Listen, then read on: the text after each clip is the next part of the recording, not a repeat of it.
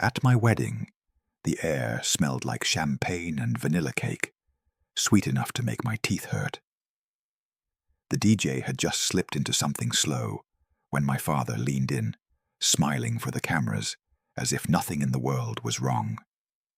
Then he whispered, almost cheerfully, "We're passing the house her parents gifted you two over to your brother." He paused, just long enough to make it sting, before adding, "He deserves it more." His tone was light, rehearsed, like he was commenting on the weather or rearranging seating charts. My younger brother, Trevor, appeared beside him with a sheepish grin, already holding what looked like paperwork. Lydia froze mid-step, her hand going cold in mine. Across from us, her mother's champagne glass stopped halfway to her lips. Her father's smile didn't change, but his eyes did, something sharp and watchful sliding into place. The music swelled. Someone took a photo. My father's hand clapped down on my shoulder, like we'd just shared a joke, and he said, "You understand, right? You've always been the reasonable one." My brain short-circuited somewhere between disbelief and rage, but my body stayed perfectly still. People say weddings show you who your family really is. Mine showed me I'd been cast as the supporting character in my own life. Let me take you back to how we got here, because this moment didn't come from nowhere. It came from 31 years of training, of being molded into the reasonable one, the one who absorbs and adjusts and makes room for everyone else's needs, while his own get repackaged as selfishness. But standing there on that dance floor, with Edison bulbs glowing overhead and 200 guests swaying around us like nothing had just shattered, I realized something. The performance was ending. Not theirs. Mine. The reception was exactly what you'd imagine. Warm light hanging from the ceiling in soft, glowing rows, casting everything in that golden filter that makes people look like they're starring in their own love story.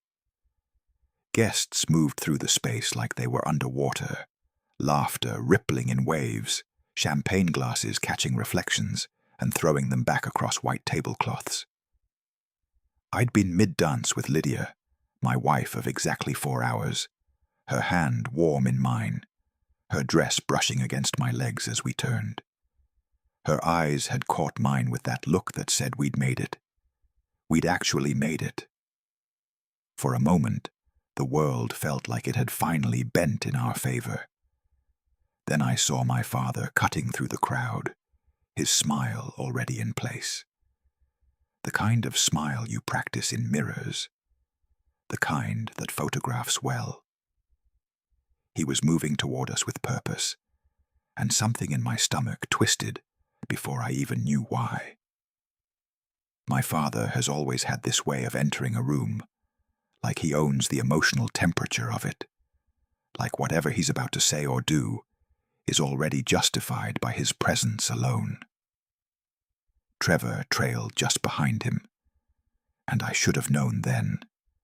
I should have seen it in the way my brother wouldn't meet my eyes, in the way he carried himself like someone heading toward an accident they'd helped plan. My father stopped beside us, close enough that I could smell his cologne, the same one he'd worn my entire life. Old Spice and entitlement. He clapped a hand on my shoulder, and when he spoke, his voice carried just far enough for the people nearby to hear. Lydia's parents stood a few feet away, holding their champagne glasses, smiling at the life their daughter had just stepped into. They heard every word. He announced it, not asked, not suggested, announced. "We're passing the house her parents gifted you two over to your brother." Just like that. Casual. Final. Like he was redistributing appetizers. The words landed in the center of my chest like something cold and sharp. I felt Lydia freeze, her entire body going rigid against mine, her breath catching in a way I could feel more than hear. Her mother's champagne glass suspended in the air, time glitching around the disbelief. Her father's expression stayed polite, but behind it, something shifted. Something protective and watchful locked into place. Trevor moved into view with that grin. That apologetic, sheepish grin that says, "I know this is wrong, but I'm doing it anyway, and I'm counting on you not to make this harder for me." In his hands, folded but visible, was paperwork. Actual, physical paperwork. A quitclaim deed, I'd learn later, already notarized. Dated 2 weeks before my wedding. Just waiting for signatures that were supposed to come quietly, under the social pressure of family and celebration, and the assumption that I wouldn't dare make a scene. My brain did something strange then. It spun out, racing between disbelief and rage, between the impulse to laugh because surely this had to be a joke, and the impulse to grab my father by his pressed collar and demand what kind of man does this at his son's wedding. But my body didn't obey any of those impulses. I stood there, perfectly still, my hand still holding Lydia's, even though hers had gone limp, my feet still planted on the dance floor, my face doing whatever it does when it's trying not to crack open. The music kept going. Strings and piano filled the space where words should have been. To my left, someone's aunt raised her phone and took a photo. The flash, bright and quick, capturing the exact moment my father's hand tightened on my shoulder, like we were in this together, like he was letting me in on something. He leaned in, his voice dropping just enough to feel intimate, conspiratorial, and said, "You understand, right? You've always been the reasonable one." There it was. That phrase. The one that had followed me my entire life. Like a shadow I didn't cast. The reasonable one. The role I'd been handed before I had the words to refuse it. A badge I wore without asking for it, without understanding that reasonable was just another word for compliant, for controllable. I looked at my father's face, at the smile that hadn't wavered, at the absolute certainty in his eyes that I would nod, that I would agree, that I would do what I'd always done, which was absorb the blow and call it compromise, call it family, call it love. I looked at Trevor, at the way he still wouldn't meet my eyes even while standing right beside me, even while holding the paperwork that proved this wasn't spontaneous. This was planned, calculated. They'd anticipated my compliance so thoroughly, they'd brought legal documents to my wedding reception. I looked at Lydia, at the way her jaw had tightened, at the way her whole body had tensed like she was bracing for impact, at the way her mother had gone pale, her champagne glass now lowered, forgotten, at the way her father's hand had moved to his wife's lower back, a small grounding gesture that said, "I'm here, we're okay, but this is absolutely not okay." The room kept moving around us. Guests kept swaying under those warm Edison bulbs, kept talking and laughing and clinking glasses like nothing had shifted, because to most of them, nothing had. They hadn't heard the words clearly. They hadn't seen the paperwork. They were still living in the version of the night where everything was beautiful and nothing hurt, where weddings were about joy and beginnings and families coming together in support. But I was somewhere else now. I was standing in the center of my own wedding reception, surrounded by 200 people who'd driven hours and bought gifts and gotten dressed up to celebrate the beginning of my life with Lydia. And my father had just announced, publicly, casually, with a smile designed specifically for cameras, that he was taking our house, not asking permission, not opening a conversation, announcing a decision he'd already made. Like my agreement was a foregone conclusion, like the house Lydia's parents had given us, titled in our names, was somehow still his to redistribute. And my brother stood there holding the paperwork, grinning like he'd won something. People say, weddings reveal who really loves you. They say it's the moment when everyone's true intentions come into focus, when love shows itself for what it really is, or when the masks people wear finally slip, and you see the faces underneath. My wedding did that. It revealed something I'd spent 31 years trying not to see, something I'd made excuses for and rationalized and covered over with the word family, like that word alone could sanctify theft. It showed me I'd been cast as the supporting character in my own life, the reasonable one, the one who bends, the one who sacrifices so others don't have to. My father didn't see me as his son. He saw me as a resource to be managed, an account to be withdrawn from whenever Trevor needed a deposit. And Trevor, he saw me as a stepping stone, something to climb over on his way to wherever he thought he deserved to be. The music kept playing, transitioning into another slow song, something about forever and promises. My father's hand stayed on my shoulder, heavy and familiar, a weight I'd been carrying so long I'd forgotten it wasn't mine.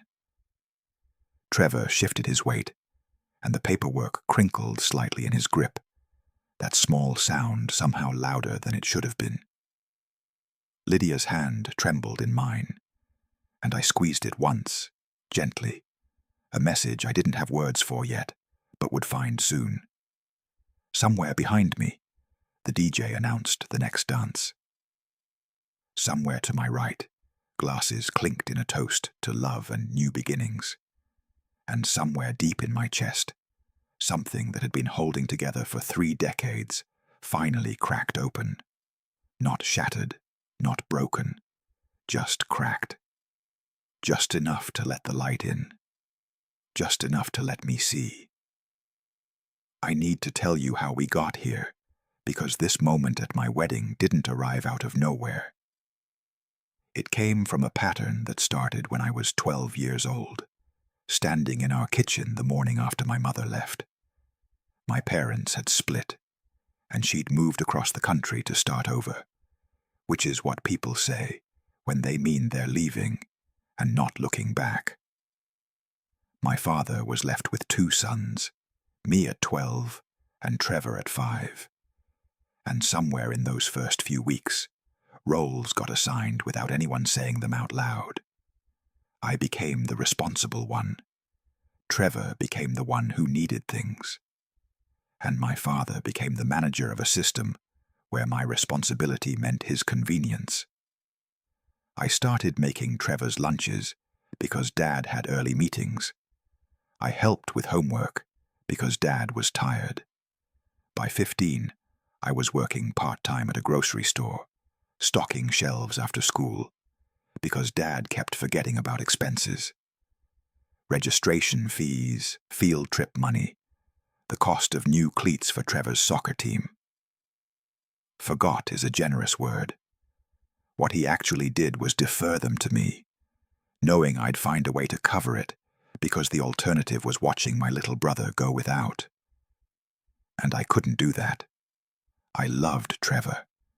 I still did, even standing there at my wedding, watching him hold paperwork designed to steal from me. But love in a dysfunctional family becomes a tool people use against you. Trevor got new shoes when his wore out. I got told mine still had life in them. Trevor went to summer camp. I stayed home and worked. When I was 17, I saved for 8 months to buy a car, a beat-up Honda that leaked oil but ran. I needed it to get to my job, to get to community college classes I was taking early. 2 weeks after I bought it, Dad sat me down and explained that Trevor needed a car too. He was starting high school. It would be good for his independence. And wasn't it better for the car to go to someone who really needed it, since I could always save up again? He said it like it was a question, but it wasn't. It was a transaction he'd already decided on. Trevor got my car. I got told I was mature for understanding. That word, understanding, it's the same as reasonable. It means you've been trained not to fight back. I put myself through state college on loans and night shifts, sleeping 4 hours and mainlining coffee, writing essays in the break room of a warehouse where I loaded trucks until my back screamed. Trevor got private university tuition, paid in full by Dad, who suddenly had money for education when it was his golden child asking. Trevor flunked out the first time, switched majors, flunked out again. No consequences. No lectures about wasting opportunities. Just quiet re-enrollment and another check. I bought my first condo at 27 through discipline that looked brutal from the outside, but felt like survival from the inside. No vacations, no new clothes, rice and beans for dinner, more nights than I want to count. I made it work because I had to, because no one was going to hand me anything, because I'd learned early that in my family, I was the builder, not the beneficiary. Trevor moved through 3 apartments in 4 years, each one co-signed by Dad, each eviction blamed on bad landlords, noise complaints that weren't his fault, deposits withheld unfairly.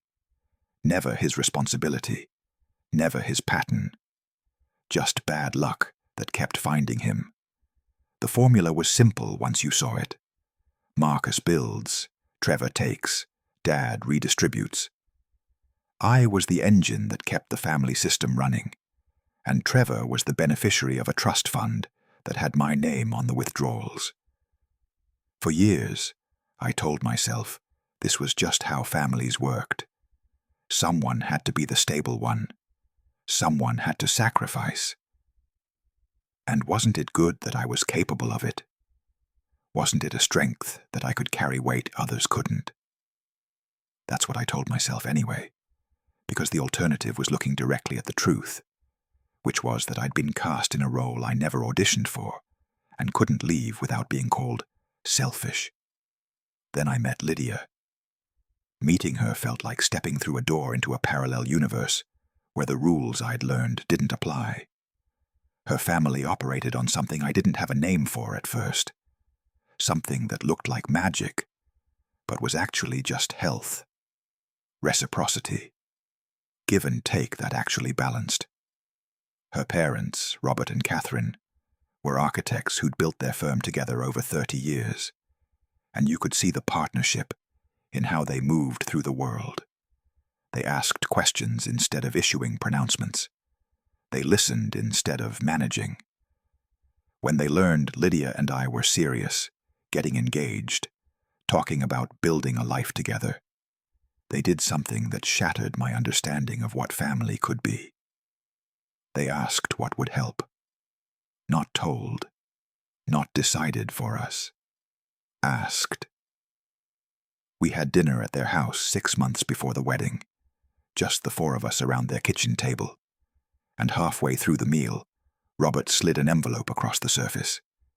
He said, "We have a property, a small house, guest residence on our land, and it's been sitting empty for 2 years. We'd like you two to have it.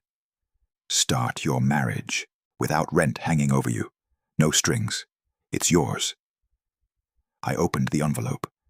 The title deed was inside, already transferred to our names, notarized and legal and complete. No conditions, no expectations of payback. Just a gift given because they could give it and wanted to. I cried in the car afterward. Lydia held my hand while I sat in the passenger seat and let something break open that I'd been holding, closed my entire adult life. I wasn't crying from gratitude alone, though I was grateful. I was crying from grief. Grief for the version of family I'd never known existed. Grief for the 27 years I'd spent thinking that love meant endless sacrifice without reciprocation, that family meant a system where some people build and others take, and that's just how it works. Grief for every time I'd been told I was responsible, mature, understanding, when what they really meant was compliant. Robert and Catherine had just shown me that family could be something else entirely, that parents could give without taking, that gifts didn't have to come with invisible price tags, that asking what someone needs is a form of respect, not weakness. I didn't know how to hold that knowledge. It didn't fit anywhere in the framework I'd built my life on. When my father found out about the house, his face did something I'd seen 1,000 times, but never named. It went tight, polite. His smile stayed in place, but behind it, you could see the gears turning, the calculations starting. He said all the right things, congratulations, how generous, what a wonderful start. But his eyes were already working the angles, already figuring out how to reposition the pieces, how to redirect the gift toward where he thought it should go. I saw it clearly, and I didn't say anything, because that's what I'd been trained to do. Stay quiet. Don't make waves. Trust that the people who claim to love you have your best interests at heart, even when all the evidence says otherwise. Standing at my wedding, watching my father announce that he was taking that house, the one Robert and Catherine had given us out of genuine love and respect, I finally understood what I'd been looking at my entire life. Not family.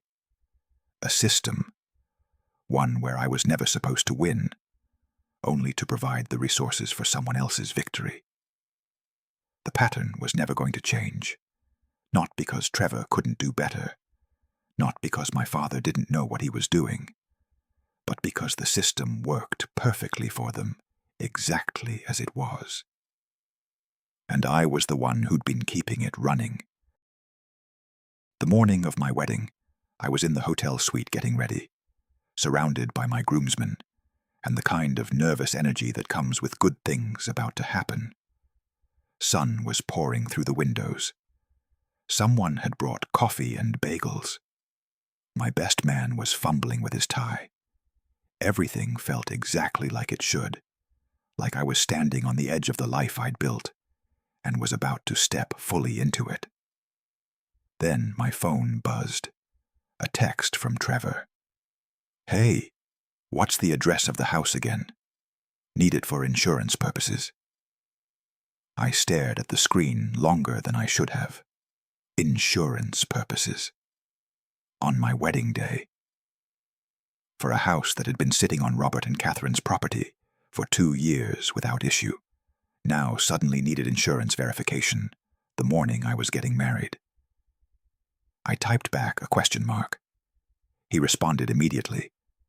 "Dad said we should make sure everything's covered. You know how he is. Just being careful."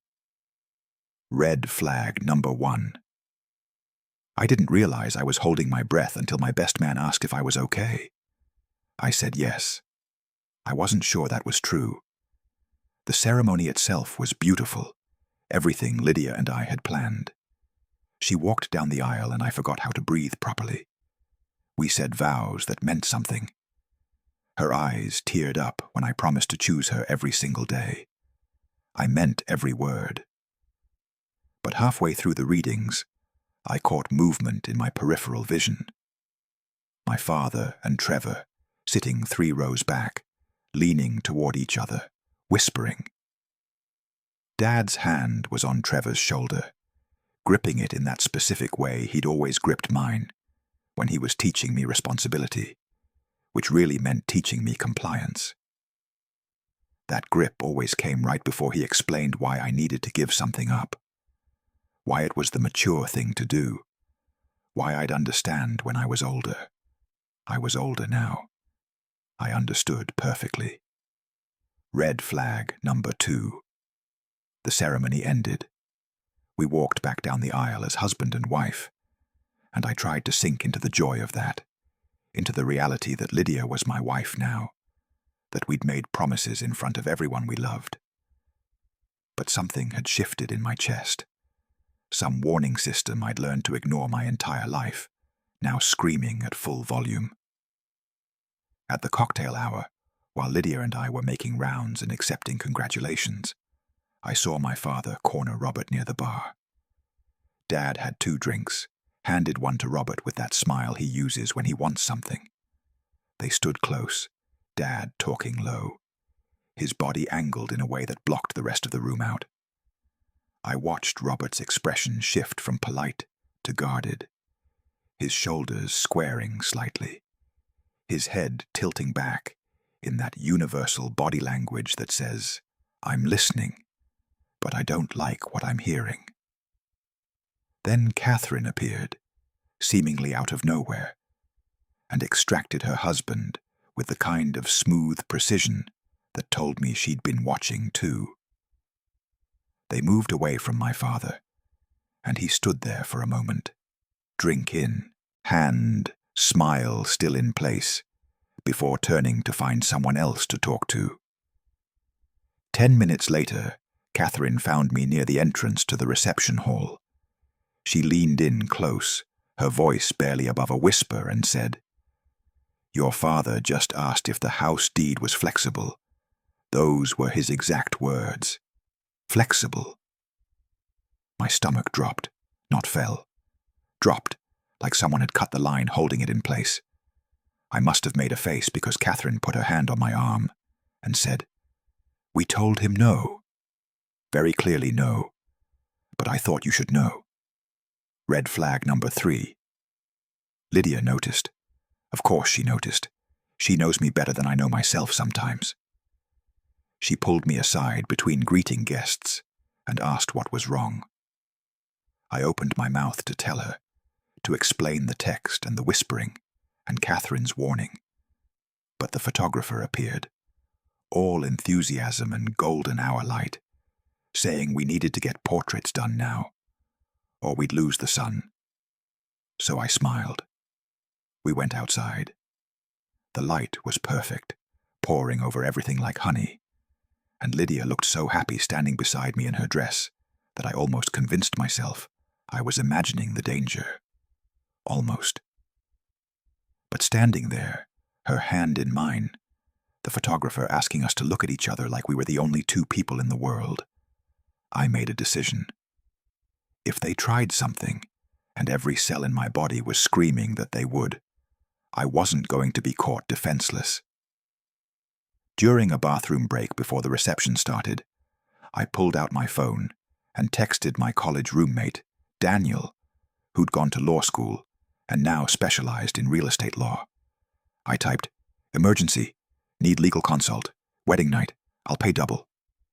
3 dots appeared immediately. Then, "You're scaring me. Call after reception." I responded, "Will do. Stand by." That text was insurance. Real insurance. Not the fake kind Trevor had texted about that morning. The reception began. First dance with Lydia, her body warm against mine, the music swelling around us. And for 3 minutes, I let myself just be there, just be present in the best moment of my life. Then cake cutting, photographs, the blur of faces and congratulations, and hugs from people I hadn't seen in years. The toasts started.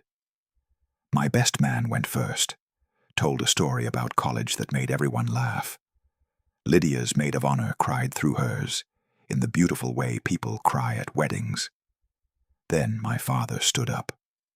He smiled at the room, raised his glass, and talked about how proud he was.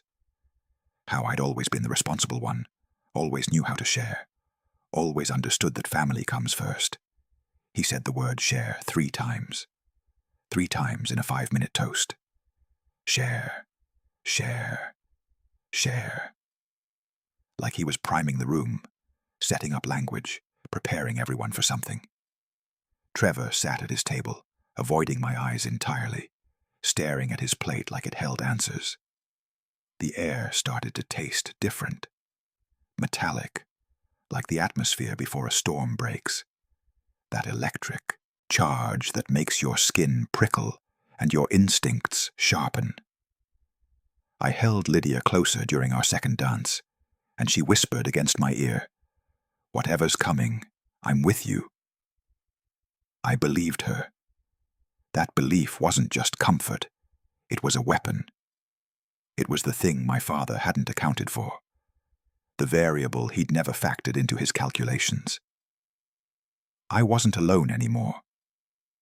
I wasn't the isolated, responsible one who could be pressured into surrender because disappointing family felt worse than losing myself. I had Lydia. I had her parents. I had people who asked instead of demanded, who gave without taking, who understood that love doesn't require endless sacrifice.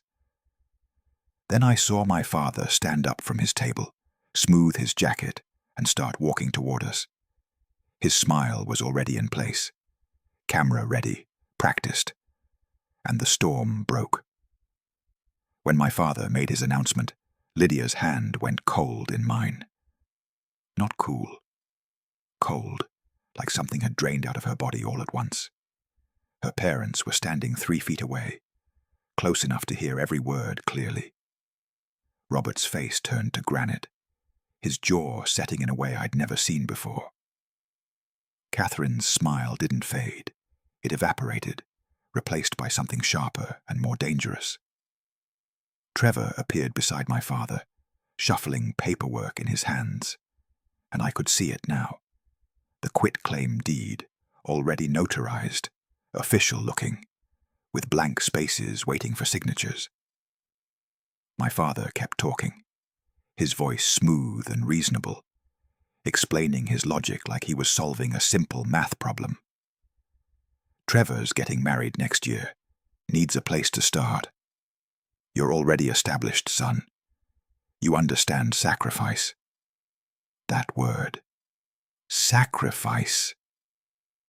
It landed in my chest like a slap, and suddenly my vision was doing something strange, narrowing at the edges, the room dimming except for the space directly in front of me, where my father stood smiling like he'd just done us all a favor.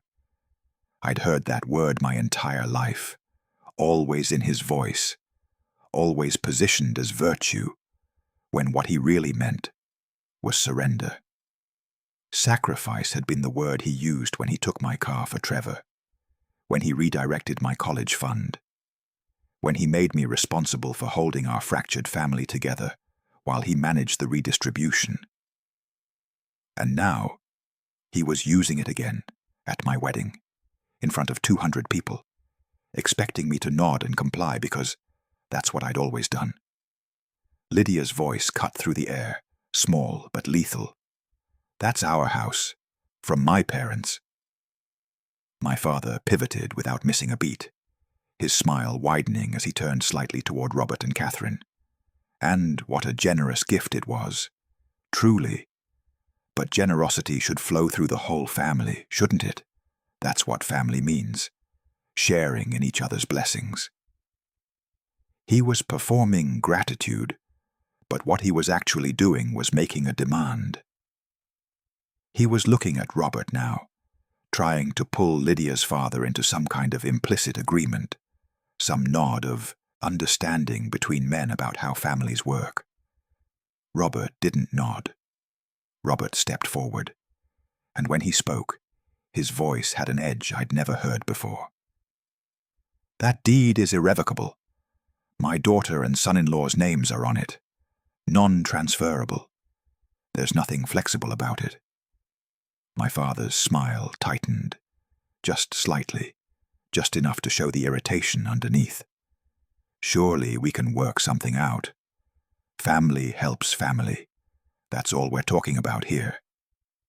Catherine moved beside her husband, and when she spoke, her voice was ice-cold and perfectly clear. By stealing? The word hung in the air like something solid.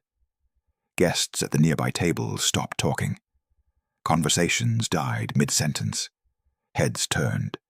The music kept playing, but it felt distant now, background noise to something much more real, unfolding in the center of the room. Trevor stammered, his face going red. It's not stealing. It's just redistribution. Marcus has always been good at sharing. He knows how to help family. I found my voice then. It came out quiet, surgeon precise, cutting through all the noise and justification. Did you plan this before or after I sent the wedding invitation? My father blinked. The question was a scalpel, and I watched it sink in, watched him realize that I was asking when the conspiracy started, when they'd decided to ambush me at my own wedding, with paperwork designed to pressure me into compliance. Trevor's face answered before anyone spoke. Before. His expression collapsed into something guilty and trapped, and I looked down at the paperwork in his hands, at the date stamped on the notary seal. 2 weeks ago. 2 weeks before my wedding.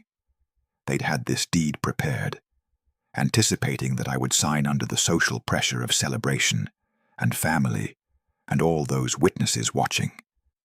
They'd planned this, calculated it, brought legal documents to my wedding reception because they were that certain I wouldn't fight back. I looked at my brother, really looked at him and said, "You knew." At my bachelor party, when you toasted to new beginnings, when you put your arm around me and said you were happy for me, you knew you were planning to take my house. Trevor didn't answer. His silence was louder than any confession. Lydia started shaking beside me, and I felt it through our joined hands, felt the tremor running through her body. But it wasn't fear, it was rage. Pure, focused rage. Her voice came out low at first, then louder. "Get out." My father actually laughed. He laughed like she'd made a joke, like the idea of consequences was so absurd. It could only be humor. "Sweetheart, you don't mean that. Let's just calm down and talk about this like adults." Lydia's voice cut through his like a knife. "Get out." Louder now, clear, undeniable. Guests were turning fully toward us now, phones rising, some people standing to see better. The whole room was watching. Robert moved to stand beside his daughter, and then Catherine joined them, and suddenly there were 3 people standing against my father and brother, a wall of unified opposition. My father tried charm, spreading his hands in a gesture of peace. "Let's not make a scene here. This is Marcus's wedding. We don't want to ruin it." I heard my own voice, and it sounded different than it ever had before. Calm, certain, final.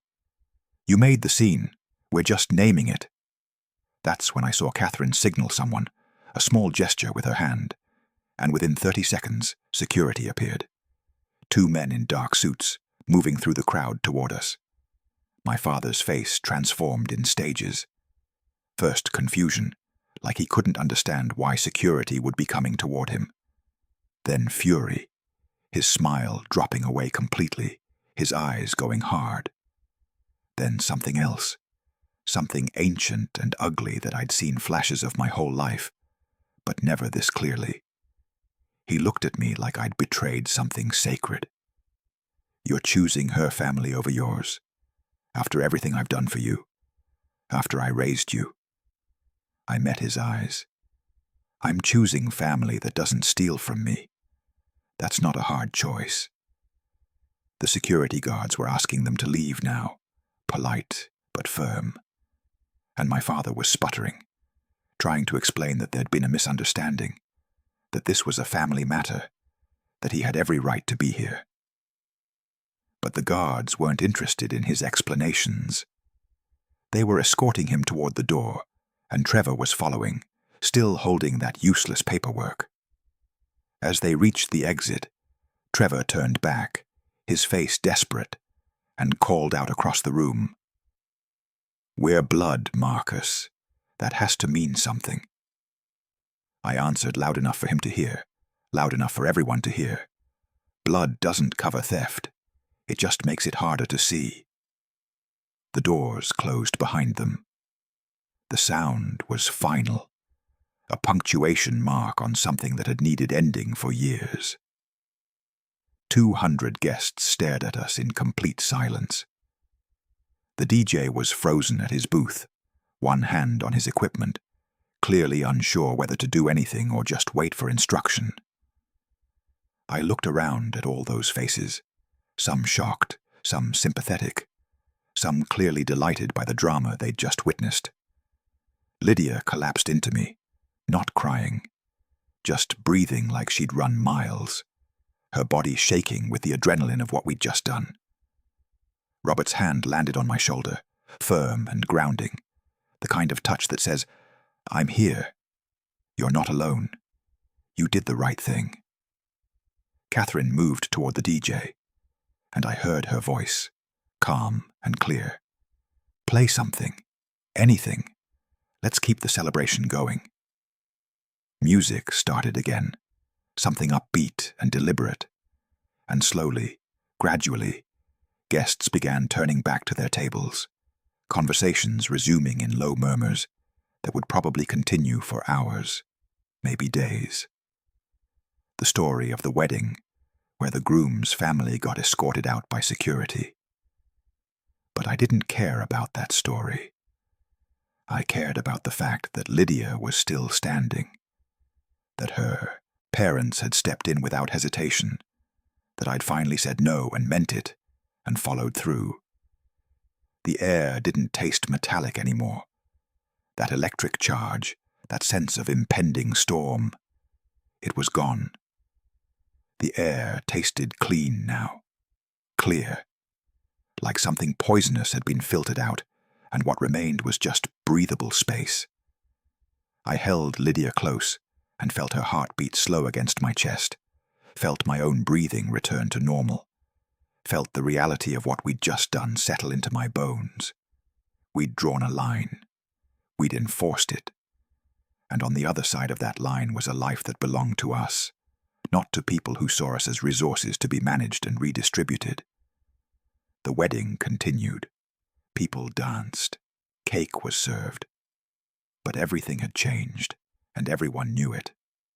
Not just for me and Lydia, but for everyone who'd watched us refuse to bend.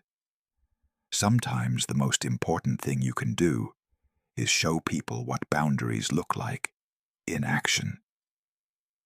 This was ours. The reception continued, though it felt like we were all moving through a different version of the evening now, one where the script had been torn up and everyone was improvising. Guests kept approaching us, some with support that felt genuine, others with questions barely disguised as concern. My aunt, my father's older sister, found me near the bar. She took my hand and said, "He's always done this. I'm sorry I never said anything." Her eyes were wet.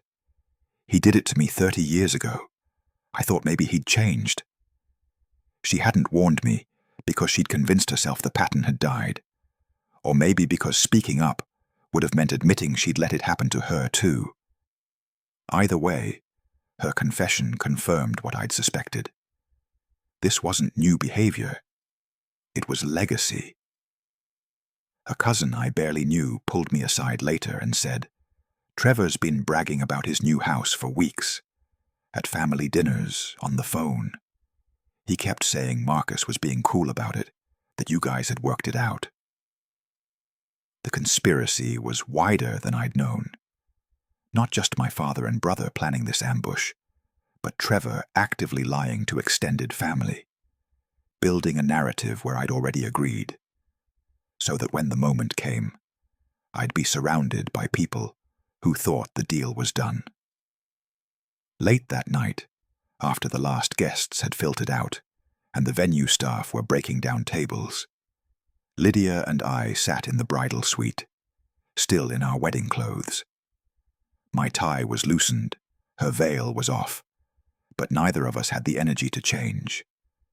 We were surrounded by cards and gifts, all these physical manifestations of people's hope for our future, and I felt hollowed out, like something had been scooped from my chest, and I was waiting to see if it would grow back. A soft knock at the door. Lydia's parents entered quietly, Catherine carrying a bottle of scotch, and Robert holding 4 glasses. They sat down on the couch across from us, without asking permission, without that awkward dance of wondering if they should leave us alone. They knew we needed them. Robert poured 4 glasses, neat, no ice, and said, "I drafted a cease and desist letter before we came up. If they approach the property, it's trespassing. We'll file immediately." Catherine added, her voice calm and certain, "Our lawyer's on standby if they try to file anything. Harassment, attempted fraud, whatever angle they come at this from, we're ready." I stared at them, at these 2 people who'd known me for less than 2 years, but had just deployed legal protection on my behalf without being asked. The question that had been burning in my throat finally came out. "Why didn't you warn me they'd try this?" Robert leaned back, swirling his scotch. "We didn't know it would be today. Catherine noticed your father's interest months ago. Too many questions about the deed, who held the title, whether we'd consider adjustments. It felt off, so we documented everything. Every conversation, every question. Just in case." Catherine nodded. "We hoped we were wrong, that maybe he was just curious, just trying to understand. But we prepared anyway, because hope doesn't protect anyone." Lydia spoke for the first time since we'd sat down, her voice quiet but sharp. "They banked on you being too polite to make a scene at our wedding. That was the whole strategy." I nodded slowly, the realization settling into place. That's how they've always won. I was raised to keep peace at any cost. Making a scene was the worst thing you could do. Worse than being stolen from. Worse than being manipulated. As long as I stayed quiet, they could take whatever they wanted and call it family. Catherine leaned forward, her eyes locked on mine, and said something that hit like lightning.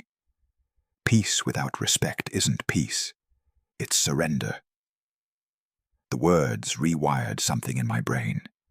Every moment of my life, where I'd swallowed anger, absorbed blame, been reasonable instead of right, all of it reframed in an instant. It wasn't maturity. It wasn't emotional intelligence. It was conditioning. I'd been trained like a dog to roll over, and I'd spent 3 decades thinking that was virtue.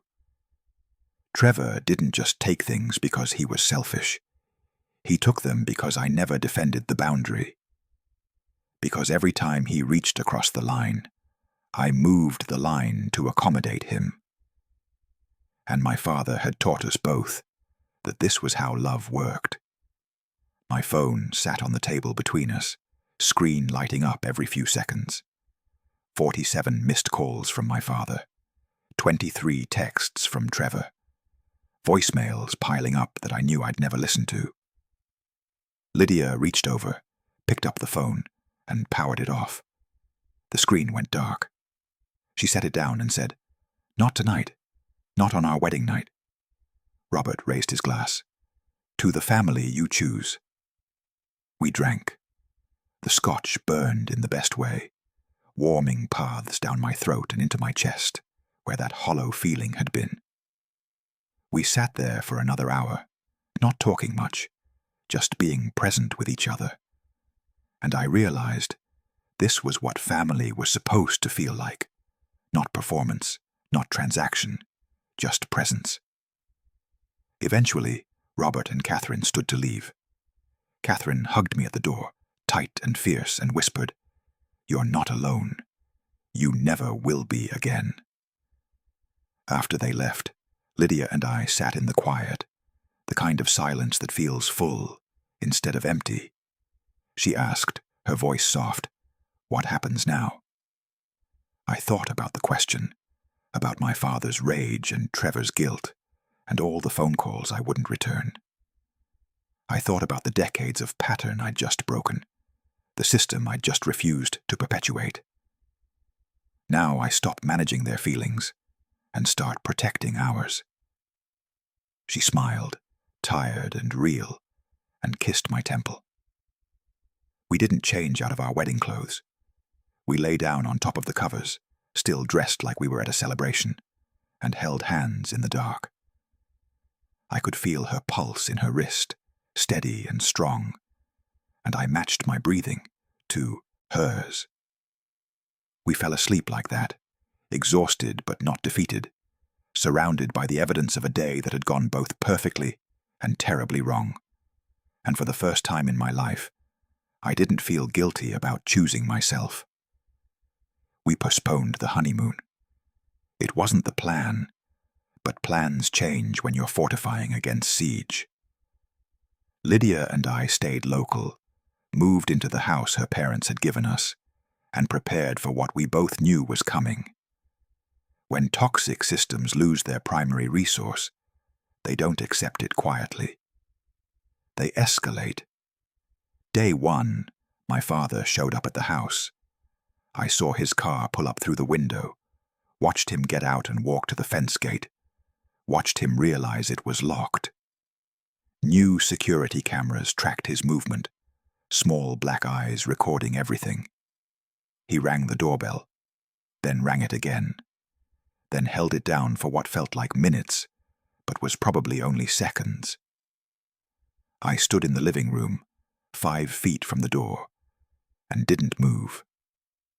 Lydia stood beside me, her hand in mine, and we watched through the security camera feed on my phone as he paced on the porch, rang again, knocked, called my name.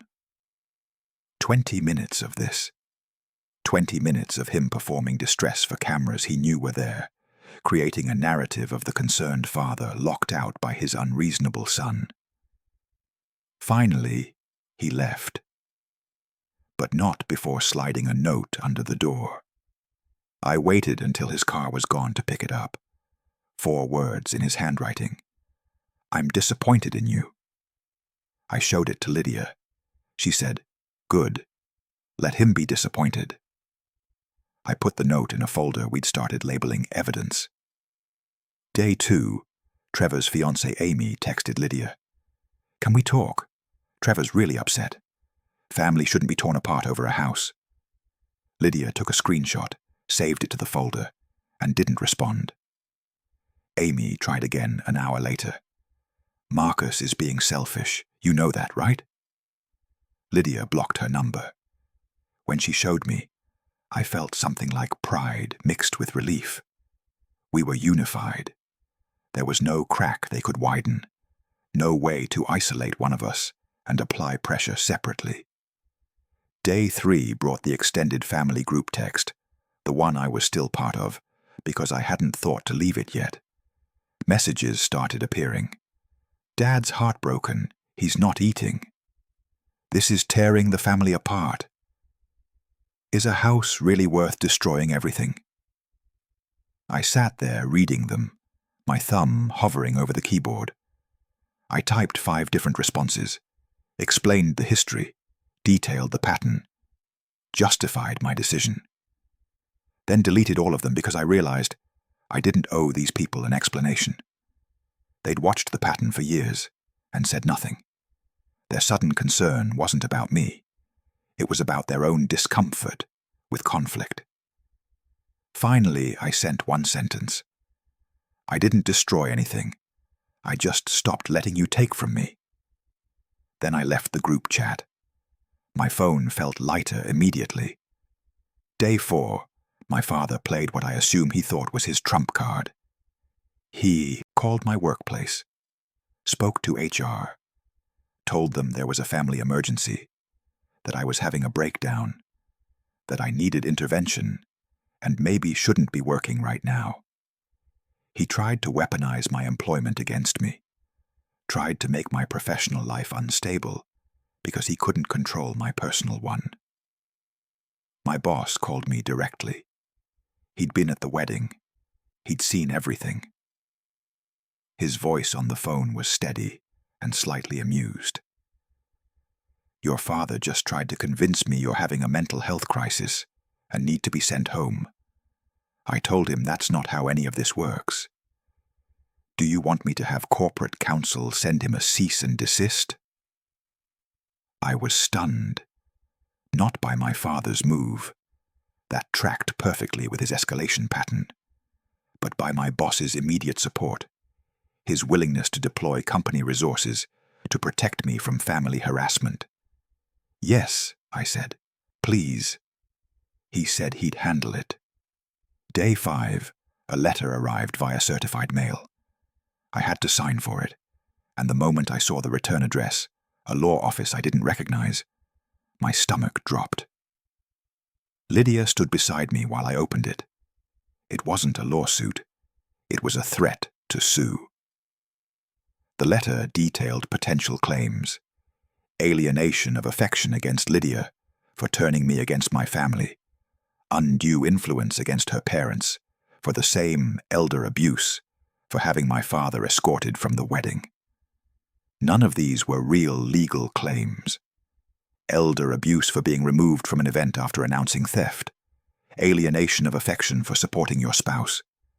It was theater, designed to intimidate, to make us think we'd gone too far and needed to back down before real legal consequences arrived. I called Robert.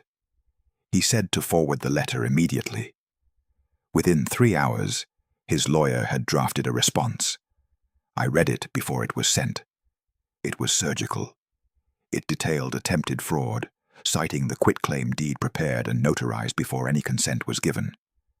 It referenced harassment, the 47 phone calls in one night, the workplace interference, the trespassing at our property, despite being told to stay away. It ended with a sentence that made me smile. Further contact of any kind will result in an immediate restraining order and a civil suit for intentional infliction of emotional distress. Govern yourselves accordingly. The letter went out that afternoon. And then, silence. For the first time in my adult life, my father had no response. No call, no text, no surprise visit or flying monkey deployment. Just absence, which felt louder than any of his previous noise. That night, Lydia and I sat on the porch of our house, the house that was legally and irrevocably ours, with both our names on a deed that couldn't be transferred or adjusted or made flexible. The air smelled like cut grass and coming rain. Crickets pulsed in waves from the trees. Distant traffic hummed on the highway a mile away. Normal sounds, life sounds. No phone ringing, no car pulling up unexpectedly, no knocks or doorbells or voices demanding entry. Lydia leaned against me and asked, "Is it over?" I thought about the question, thought about the letter and the silence, and the way Robert's lawyer had dismantled my father's threats in 3 paragraphs. The battle, maybe, I said, but the war was over when we said no. She turned to look at me, and I continued. Everything after that, the lawyers and the letters and the security cameras, that was just cleanup. The actual victory happened at the wedding, when we refused to go along with it. When we named what was happening, instead of pretending it was normal. That's when we won. We sat there for a long time, watching the light fade and the stars come out. My phone stayed silent in my pocket. The porch beneath us was solid, built on land that belonged to us, surrounded by fences we'd locked and cameras we'd installed. For 31 years, I'd lived in a system where my boundaries were treated as suggestions, where no meant negotiate, where my resources were considered communal property to be redistributed at my father's discretion. That system had trained me to believe that resistance was selfishness, that saying no was cruelty, that protecting myself was the same as abandoning family. But sitting there in the quiet with Lydia beside me, and silence where chaos used to be, I understood something fundamental. The war wasn't won by lawyers or letters or legal threats. It was won the moment I stopped participating in my own exploitation. Everything else was just making sure the people who'd benefited from that exploitation understood the terms had changed. And they had. Permanently. 3 weeks after the wedding, my Aunt Diane, my father's older sister, sent a text asking if we could meet for coffee. I was wary. The extended family had mostly gone silent after I left the group chat, and I'd assumed that silence meant sides had been chosen and I'd lost. But Lydia read the message and said, "Hear her out. She might surprise you." We met at a neutral cafe halfway between our house and her apartment. Diane arrived carrying an envelope, manila and thick, and sat down across from me with an expression I couldn't quite read. Before I could say anything, she spoke.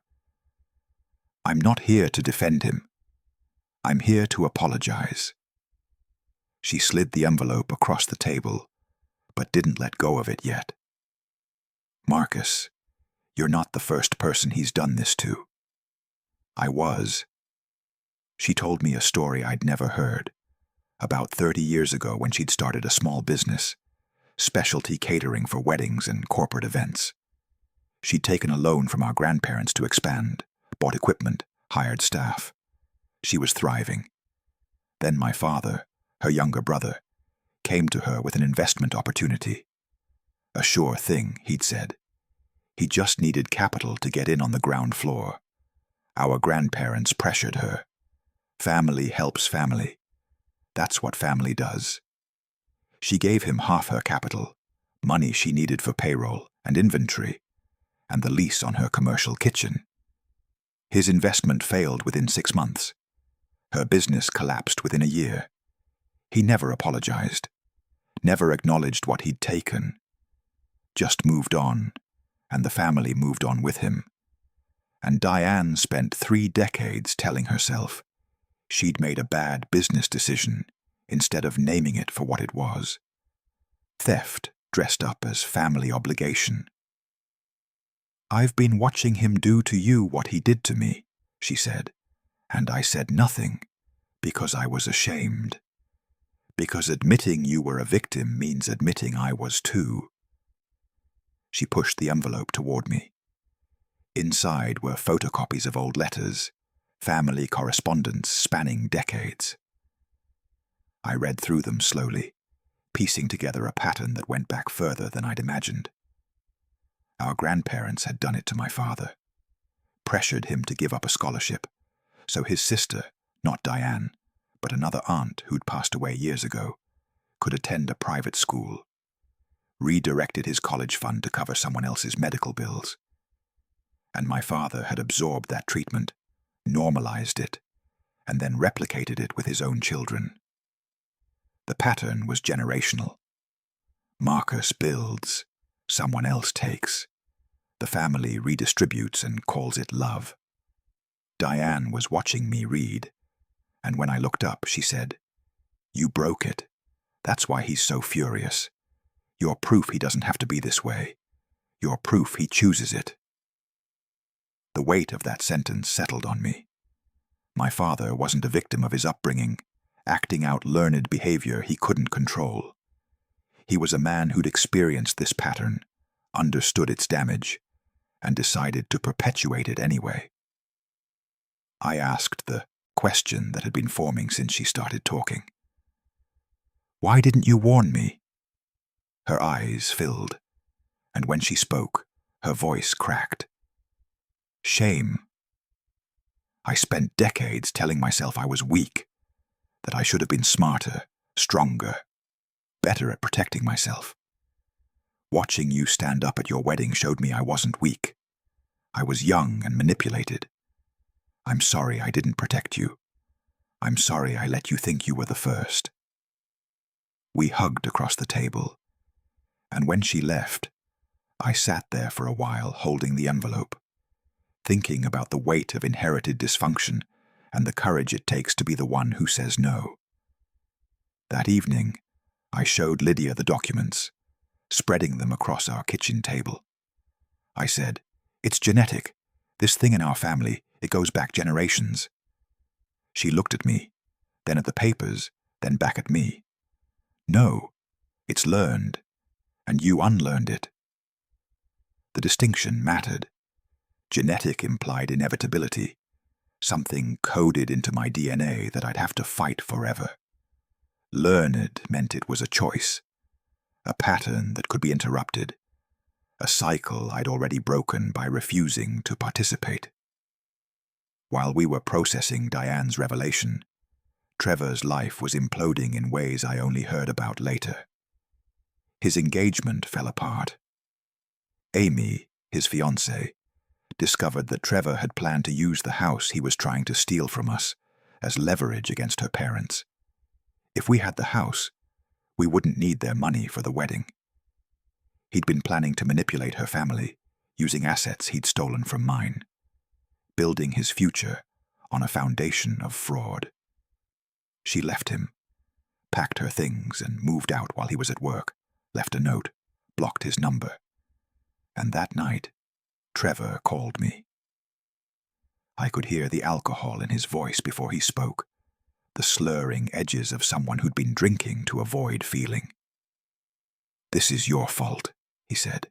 "Amy left because you made me look bad, because you couldn't just go along with it." I felt something click into place, a clarity I hadn't accessed before. "No, it's yours. You tried to steal from me and build a marriage on theft. That's not my fault. That's justice." I hung up, didn't wait for a response, didn't explain further, just ended the call and blocked his number. A week later, my father made one final attempt. He showed up in my workplace parking lot, standing beside his car like he was waiting for me to finish my shift.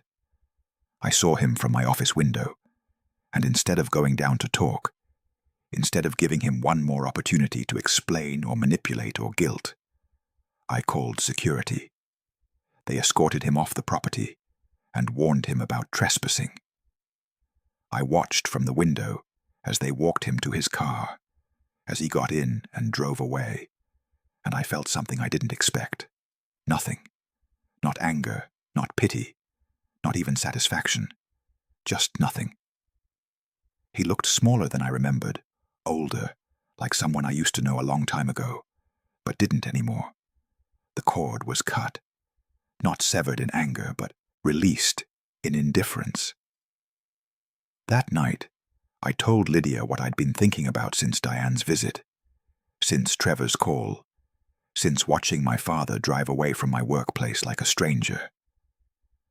I spent 31 years trying to earn love by being useful, by being the stable one, the responsible one, the one who sacrificed so everyone else could have what they needed. I'm done. She squeezed my hand, and her voice was soft but certain. Good. You were always enough. You just needed to be around people who already knew that. And she was right. I'd spent decades trying to prove my value to people who'd already decided I was most valuable when I was giving something up. But I was enough. I'd always been enough. I just hadn't been around people who loved me for who I was, instead of what I could provide. 6 months later, Lydia and I were renovating our house, painting walls in colors we'd chosen together, planting a garden in the side yard, building shelves for books we'd collected over the years. The space was becoming ours through labor and choice, every nail and brushstroke a small declaration of ownership. We decided to host Thanksgiving. The guest list was intentional. Lydia's parents, Aunt Diane, a few college friends who'd been there through everything, my boss who'd sent that cease and desist on my behalf. Not my father, not Trevor. The table was smaller than a traditional family gathering, but it was full of people who'd chosen to be there, who didn't show up with hidden agendas or paperwork designed to steal from us. During dinner, one of my friends asked the question I'd been waiting for someone to ask. "Do you regret how things went down at the wedding?" I paused, fork halfway to my mouth, and thought about it honestly. I regret how long I let it happen. I don't regret ending it. Lydia spoke up from beside me. Marcus's family tried to take a house, but what they actually stole, for years, was his belief that he deserved anything. That's the real theft. Robert, cutting into his turkey, added quietly, "Property you can replace. Dignity you can't."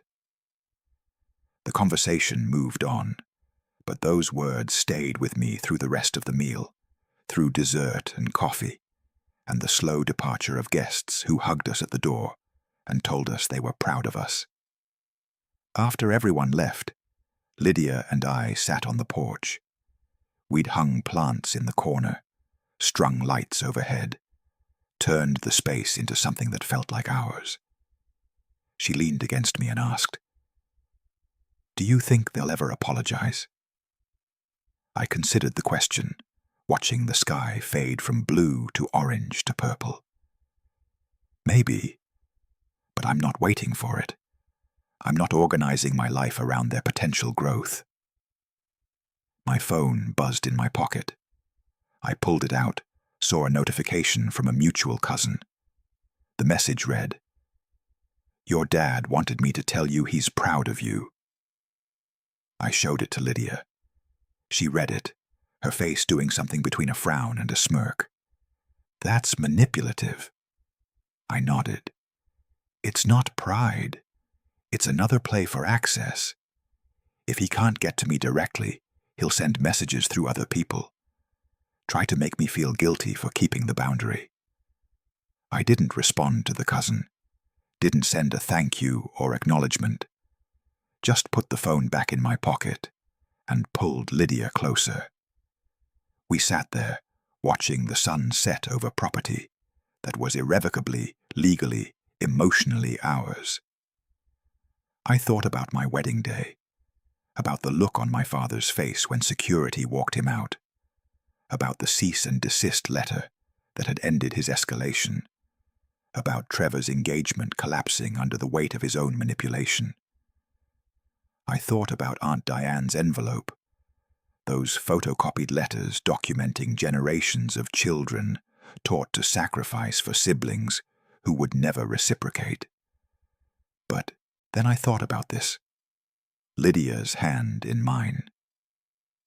A house we were building together, room by room, choice by choice. Thanksgiving dinner with people who showed up without expecting anything in return. A life where no was a complete sentence, where boundaries weren't negotiations, where love didn't require endless sacrifice. If you've ever been told that boundaries make you selfish, that family means endless sacrifice, that saying no makes you the villain, you're not alone. I spent 31 years believing that love required me to give until I had nothing left. That being reasonable meant accepting unreasonable treatment. That family was something you endured, not something you chose. The people who benefit from your compliance will always call your boundaries betrayal. They'll tell you you're tearing the family apart, when what you're actually doing is refusing to hold together a system that only works when you're being exploited. That's not proof you're wrong.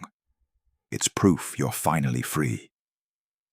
Lydia and I stood up from the porch and walked to the doorway of our house. Light spilled out behind us, warm and golden, illuminating the space we'd created together. I looked at her, at the life we were building, at the future that belonged to us now, and I understood something fundamental. Boundaries don't destroy families. They define them. They separate the people who love you from the people who love what you provide. They show you who stays when you stop sacrificing yourself, who supports you when you stop being useful, who celebrates you when you start choosing yourself. The real family, the one worth keeping, is the one that remains after you set the boundary. Everyone else was just using you, and you don't owe anyone access to your peace, your resources, or your life. If this story resonated with you, if you've ever had to choose between keeping the peace and keeping your dignity, subscribe to this channel. You're not alone in this. None of us are.